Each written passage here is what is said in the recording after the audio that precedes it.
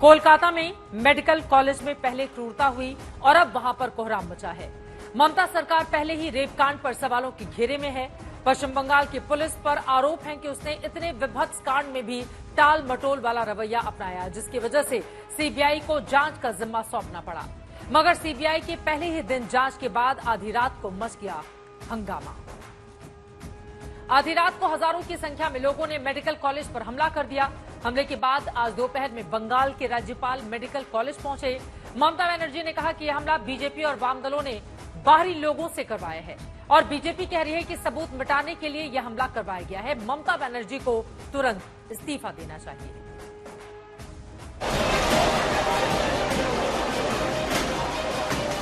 लगातार अफरा तफरी का माहौल है। आप देख सकते हैं कि पुलिस की तरफ से लगातार जो है फेंका जा रहा है।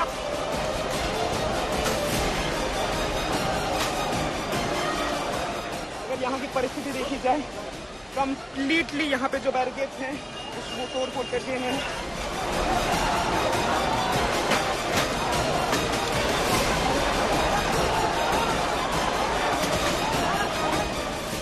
कल रात कलकत्ता का ये अस्पताल रात के अंधेरे से ज्यादा हालात के अंधेरे में डूबा हुआ था, क्योंकि अराजकता के अजात शत्रुओं ने तांडव किया। कोई तोड़कर गिरा देना चाहता था इंसानियत की दीवार, कोई चकनाचूर कर देना चाहता था इंसाफ की खिड़कियां, कोई मरोड़ देना चाहता था सबूतों के सारे दरवाजे। आरजीकर मेडिकल कॉलेज के बाहर बिल्कुल अफरा तफरी का माहौल, हजारों की तादाद पर लोग जो है देख सकते हैं। जो है टीयर गैस शेल्स, आंसू गैस के गोले दागे जा रहे हैं, आंसू गैस के गोले दागे जा रहे हैं।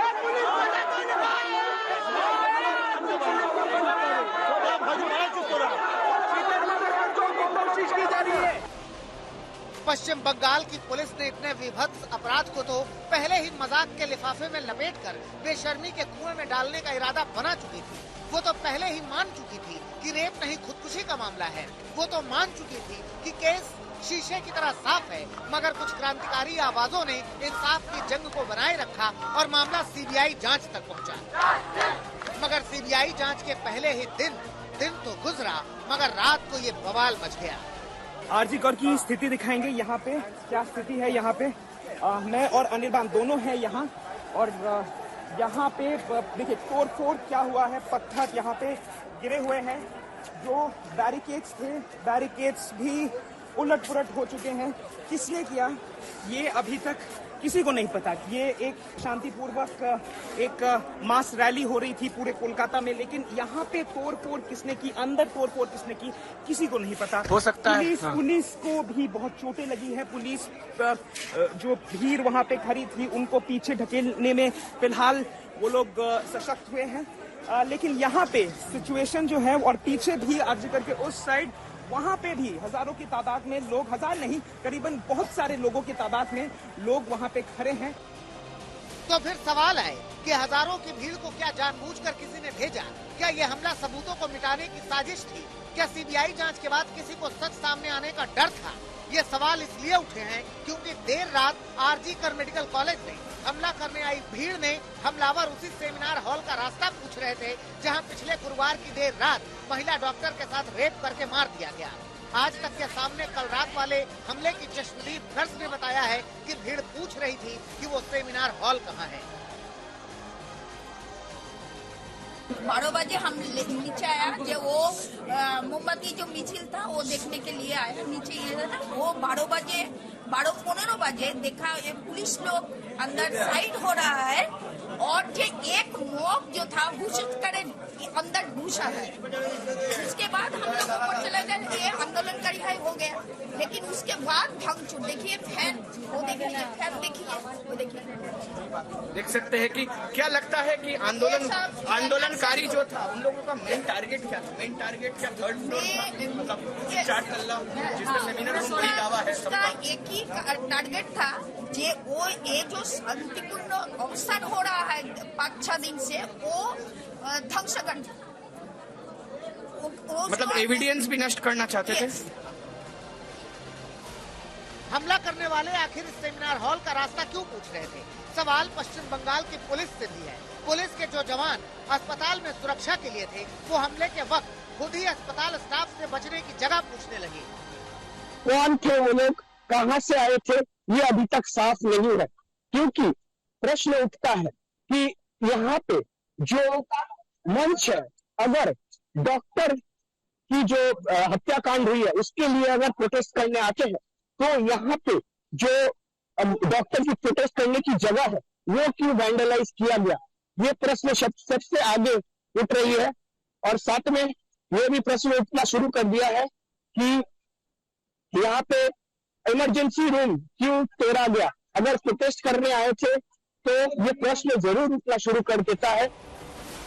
कोलकाता में हुई क्रूरता के बाद जिस तरह का बवाल रात में हुआ, उसके बाद समझना बहुत आसान है कि इस रेप कांड में कहीं कुछ तो ऐसा है जो छूट रहा है, कुछ तो ऐसी बात है जो सामने नहीं आई है, और बहुत कुछ ऐसा है जिसे छिपाने की कोशिश की जा रही है। मगर सवाल है क्यों? कोलकाता से अनिर्बान, ऋतिक मंडल, सूर्याग्नि रॉय और अनुपम मिश्रा के साथ आज तक ब्यूरो। ऋत्विक मंडल हमारे संवाददाता इस वक्त जुड़ चुके हैं ज्यादा जानकारी के साथ। ऋत्विक, एक तरफ आजादी की ये शाम है, देश स्वतंत्रता दिवस मना रहा है, तो वहीं कोलकाता में आधी रात को जो कुछ हुआ उसे बहुत सारे सवालों को जन्म दे दिया है। फिलहाल क्या स्थिति है, जांच कहां तक आगे बढ़ी है, और वहां पर आपके पीछे बहुत सारे लोग मौजूद हैं, रेजिडेंट डॉक्टर्स, स्टूडेंट्स हैं, क्या कहना है अब उनका? देखिए, मैं एक एक करके जो है सारी इस बात की फिलहाल जो अपडेट है मैं जरा बताना चाहूंगा। पहले तो ये जो जिस दर्दनाक और सबसे खौफनाक जो अपराध यहाँ पर हुआ था, जिसके चलते पूरे देश भर में आज आंदोलन है, यानी उस पीड़िता के लिए, इसकी जो तहकीकात जिसका बागडोर फिलहाल सीबीआई के हाथ में, उसमें कुछ अहम जानकारी हमें सामने आया है। उसमें जो जानकारी हमें दी गई है, एक तो फिलहाल सीबीआई के ऑफिसर्स जो है इस अस्पताल के कई सारे डॉक्टर से जो है पूछताछ करने वाले हैं, समन भी किया गया है। इसके अलावा जो है मैं आपको बता दूं कि जो संजय रॉय जो मुख्य आरोपी है अब तक, जिसको धर दबोचा गया है, उसका जो मोबाइल के टावर लोकेशन उसको खंगालने की कोशिश कर रहे हैं सीबीआई के ऑफिसर्स। इसके अलावा संजय के साथ इस अस्पताल में चाहे वो पुलिस के हो या फिर डॉक्टर्स, किन किन के साथ संबंध थे और वो भी जानने की सीबीआई कोशिश कर रही है। और दूसरी बार जो कल रात जो हुआ शर्मसार कर देने वाली घटना, जहां पर आंदोलन हो रहा था, हजारों की तादाद पर लोग इस अस्पताल में पहुंच गए थे, जो तोड़फोड़ किया गया खासकर इमरजेंसी विभाग में, उस सिलसिले में कोलकाता पुलिस की जो नाकामयाबी है वो सामने आया। देखिए, गैर जिम्मेदाराना बयान पुलिस कमिश्नर की इसके बाद आया था, लेकिन फिलहाल जो हम देख सकते हैं कि जो फोरेंसिक एक्सपर्ट्स है कोलकाता पुलिस के, वो यहाँ पर पहुंच चुके हैं और इस इमरजेंसी विभाग में पहुंचकर उन्होंने सैंपल आज कलेक्ट कर रहे हैं शाम तक। लेकिन मैं जरा दिखाना चाहूंगा यहाँ पर की जो हालात है। देखिए, एडमिनिस्ट्रेटिव वार्ड है जहां पर फिलहाल प्रिंसिपल और सुपरिंटेंडेंट उनको बंधक बनाया गया है। दरअसल जो यहाँ पर प्रोटेस्टर्स है उन्होंने घेराबंदी कर ली है। उनका मांग है कि कल रात जो कुछ भी हुआ इस पर प्रिंसिपल बोले, उनका बयान रखे। कुछ देर पहले उन्होंने जो बयान दिया था उनसे स्टूडेंट्स नाखुश है, तो इसके कारण जो है उन्होंने घेराव कर लिया गया है उनकी तरफ से। अच्छा, प्रिंसिपल ने कुछ कहा है क्या आप खुश है प्रिंसिपल ने जो कहा है? না, একদমই খুশি নয়, কারণ উনি বলছেন লোন করে সিকিউরিটি প্রোভাইড করবেন আমাদেরকে। दरअसल उनका मांग था यहाँ पर सिक्योरिटी बढ़ाई जाए। प्रिंसिपल की जो रवैये है इससे नाखुश दिखते छात्र फिलहाल उनके एडमिनिस्ट्रेटिव वार्ड के सामने घेराबंदी कर दिया है। चित्रा, बहुत धन्यवाद आपका इस पूरी जानकारी के लिए। यकीनन वहां पर जो छात्र हैं वो खुश नहीं है, कोई भी निर्णय उनके मन मुताबिक लिया नहीं जा रहा है। और वहीं ये जो लड़ाई छिड़ी हुई है ये न्याय की लड़ाई है। देश को आधी रात में आजादी मिली थी, लेकिन कल आधी रात ही पश्चिम बंगाल में न्याय पाने की लड़ाई को हजारों की भीड़ ने बंधक बना लिया, जिसके हम आपको टाइमलाइन बताने जा रहे हैं। कल रात 9:45 बजे सीबीआई की टीम आरजीकर मेडिकल कॉलेज से जांच करके बाहर निकलती है। इसके 15 मिनट के बाद रात 10 बजे की बात है, मेडिकल कॉलेज के बाहर प्रदर्शनकारी वो प्रदर्शन जारी रहता है जो छात्र और डॉक्टर्स कर रहे थे। लेकिन रात 11 बजते बजते प्रदर्शनकारी डॉक्टर एक रैली निकालने वाले रहते हैं। यही वो वक्त था जब भीड़ इकट्ठा होने लगती है। रात 11:15 बजे भीड़ ने मेडिकल कॉलेज के बाहर पुलिस बैरिकेड को तोड़ दिया। रात 11:16 पर हमलावर भीड़ ने प्रदर्शनकारी छात्रों को दौड़ा लिया और उन्हें धरना स्थल से भगा दिया गया। रात 11:20 पर प्रदर्शनकारी डॉक्टर्स ने बॉयज हॉस्टल में छिपकर अपनी जान बचाई। रात 11:22 पर भीड़ मेडिकल कॉलेज के इमरजेंसी वार्ड में घुस जाती है, चारों ओर तोड़फोड़ करने लगती है। फिर रात 12 बजे के करीब भीड़ हमला करके वहां से भाग जाती है। इसे 1 घंटे बाद रात 1 बजे अतिरिक्त पुलिस बल आता है, हालात को अपने कंट्रोल में लेने की कोशिश करता है और फिर रात को 1:30 बजे पुलिस कमिश्नर भी मेडिकल कॉलेज पहुंचते हैं। तो ये पूरी की पूरी टाइमलाइन हम आपको दिखा रहे हैं। अस्पताल पर तोड़फोड़ से आरजीकर अस्पताल की प्रिंसिपल भी हैरान है। আপনাদের মাধ্যমে আমি সবাইকে জানাতে চাইছি যে আরজি করে ইমার্জেন্সি সার্ভিসেস কিন্তু চলছে। এইটা নয় যে ইমার্জেন্সি ভাঙচুর হয়ে গেছে বলে ইমার্জেন্সি বন্ধ। এই বার্তাটুকু অন্তত যদি সাধারণ মানুষ পান যে যদি কেউ অসুস্থ মুমূর্ষু থাকেন, আরজি করে কিন্তু রোগীর পরিষেবা আগেও চলেছে, কালকেও অলমোস্ট নর্মাল বলছি এই জন্য নিয়ার নর্মাল কথাটা ব্যবহার করছি, কারণ লোক না জানতে পেরে তুলনামূলকভাবে কম আসছেন, মানে এখানে ঢুকতে গেলেও তারা ভাবছেন যে এখানে ঢুকবেন কিনা। आज दोपहर में पश्चिम बंगाल के राज्यपाल भी मेडिकल कॉलेज पहुंचे और प्रदर्शनकारी डॉक्टर से मुलाकात की। राज्यपाल ने उन्हें न्याय का भरोसा दिया है। You will get justice. I have come here to listen to you personally. I am with you. We will fight it out. We will win. We shall overcome. We will not allow these ghastly things to be done about our sisters anymore in the state. We are all with you. Our eyes and ears are open. We will fight it out everywhere to see that justice is given. वहीं प्रधानमंत्री ने लाल किले की प्राचीर से कोलकाता की दरिंदगी पर दोषियों के खिलाफ सख्त से सख्त सजा की वकालत की। प्रधानमंत्री मोदी ने कहा कि महिलाएं हर क्षेत्र में तरक्की कर रही हैं, लेकिन जब कोलकाता जैसी घटनाएं होती हैं तो उन्हें पीड़ा होती है। उन्होंने कहा कि अपराधियों के मन में खौफ हो, इसीलिए जरूरी है कि इन अपराधियों को कानून सजा दे, तो उस पर भी बढ़ चढ़ के चर्चा किया जाए। मैं आज लाल किले से फिर बार एक अपनी पीड़ा व्यक्त करना चाहता हूं। एक समाज के नाते हमें गंभीरता से सोचना होगा कि हमारी माताओं, बहनों, बेटियों के प्रति जो अत्याचार हो रहे हैं, उसके प्रति देश का आक्रोश है, जन सामान्य का आक्रोश है। इस आक्रोश को मैं महसूस कर रहा हूं। इसको देश को, समाज को, हमारी राज्य सरकारों को गंभीरता से लेना होगा। महिलाओं के विरुद्ध अपराधों की जल्द से जल्द जांच हो, राक्षसी कृत्य करने वालों को जल्द से जल्द कड़ी सजा हो, वो समाज में विश्वास पैदा करने के लिए जरूरी है। अब इस पूरे मामले में जबरदस्त राजनीति भी हो रही है। ममता बनर्जी आरोप लगा रही हैं कि बीजेपी और वाम दलों ने बाहरी लोगों के जरिए हमला करवाया, तो बीजेपी मुख्यमंत्री ममता बनर्जी का इस्तीफा मांग रही है।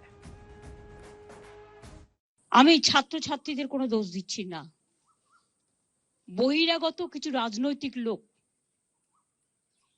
যারা বাংলায় অশান্তি করতে চান, বাম এবং রাম, তারা একত্রিত হয়ে এই গন্ডগোলটা করেছে। দোষী তো উনি নিজে। দফা 1 দাবি 1 মমতা ব্যানার্জির পদত্যাগ। কালকে 2000 বিশেষ সম্প্রদায়ের লোককে জড়ো করে ডাক্তারি ছাত্রদের উপর আক্রমণ করেছে, ক্ষমার অযোগ্য। अब इस पूरे मामले में पश्चिम बंगाल पुलिस पर भी सवाल उठ रहे हैं, मगर बंगाल के कमिश्नर का कहना है कि इस केस में उनकी पुलिस ने क्या कुछ नहीं किया, जबकि कांग्रेस ममता सरकार पर सवाल खड़े कर रही है। अब बीजेपी का कहना है कि पश्चिम बंगाल में स्थिति भयावह हो गई है। बीजेपी मांग कर रही है कि बंगाल में राष्ट्रपति शासन लगाया जाना चाहिए। The city and the outskirts of the city are becoming unsafe for women, and it's a very worrisome situation. Our demand, long-time demand was this, that we go for president's rule. But having said that, we would request the central government to send in teams for the IMA to come in to assess the situation, and we would ask also the Indie partners to put in pressure on their alliance partner Mamata Banerjee. BJP राष्ट्रपति शासन की मांग कर रही है, तो TMC सांसद शत्रुघ्न सिन्हा का बयान आया है। उनका कहना है कि सीबीआई जांच जारी है तो बीजेपी इस पर सियासत ना करे। बहुत फ्रस्ट्रेटेड हो गए हैं, वो हर बार अटैक करते हैं और डायरेक्ट कोई भी घटना होती है, भले ही बहुत जघन्य घटना है, लेकिन सीधे मुख्यमंत्री पे ही आरोप लगाते हैं। अभी आपने देखा होगा कुछ दिन पहले संदेश खाली में किस तरह से उन्होंने मुख्यमंत्री का वहां भी कहा था इस्तीफा दो, और मुख्यमंत्री के ऊपर कैसी कैसी बातें कही, अपमान करने की कोशिश की, यहाँ तक कहा कि मुख्यमंत्री को शर्म नहीं आती है। ये बड़ी शर्मनाक बात है। ऐसा लग रहा है कि होश कहीं खो गया, सिर्फ जोश को सामने लेकर लाया जा रहा है। इस तरह से बातें कर रहे हैं। ममता बनर्जी को इस्तीफा देनी चाहिए। तो फिर अगर मैं कहूँ, हालांकि मैं नहीं कह रहा हूँ, लेकिन अगर मैं कहूँ तो फिर माननीय प्रधानमंत्री को तो कितनी बार इस्तीफा देना चाहिए था।